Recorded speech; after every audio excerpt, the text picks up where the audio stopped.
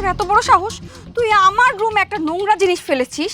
তুই কি ভেবেছিস আমি তোর মতো নোংরা মেয়ে? হ্যাঁ, নোংরা মেয়ে তোরা হতে পারিস, আমি না।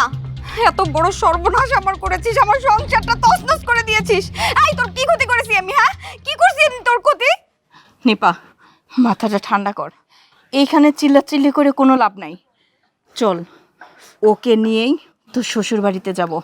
জামাই বাবাজির সামনে ও নিজে মুখ খুলবে আর নিজে বলবে যে ও এই কাজটা করছে, তোকে দোষারোপ বানাইছে। চল, ওকে আমরা নিয়ে যাই। চলো।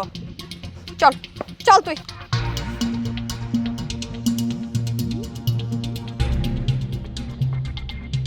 জামাই বাবাজি, যাক, ভালোই হয়েছে যে তুমি এখনো বাড়িতে আসো।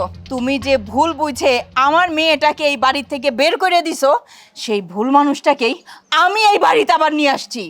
আমি তা তো দেখতেই পাচ্ছি। না বাবাজি, তুমি তো অপরাধ মনে করতেছো আমার মাইয়া অপরাধী না, সেই অপরাধী হচ্ছে এই মেয়া। তুমি এই কাজটা করতে পারলে?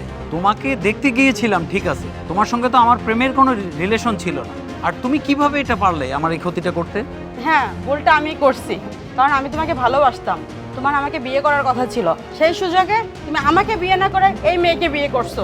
আমার সহ্য হয়নি, তাই সংসার ভাঙ্গার নেশায় আমি পাগল হয়ে গেছিলাম। তাই ওই সাইপাসটা আমি ঘরের মধ্যে ফেলাইছিলাম, যাতে তুমি বুঝতে পারো যে তোমার বড় ঘরে পরপুরুষ ঢোকে। বাবাজি, ক্ষতি যা করার ও তো করেই ফেলছে, আর সেটা আমি তোমার হাতে নাতে প্রমাণও করাই দিলাম যে এতে আমার মেয়ের কোনো দোষ নাই।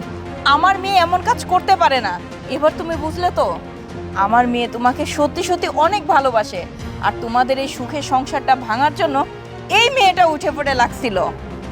এখন তো তুমি হাতে নাতে তার প্রমাণ পেলে। আমার মেয়েকে নিয়ে ঘর সংসার করতে তোমার তো এখন কোনো আপত্তি থাকার কথা না।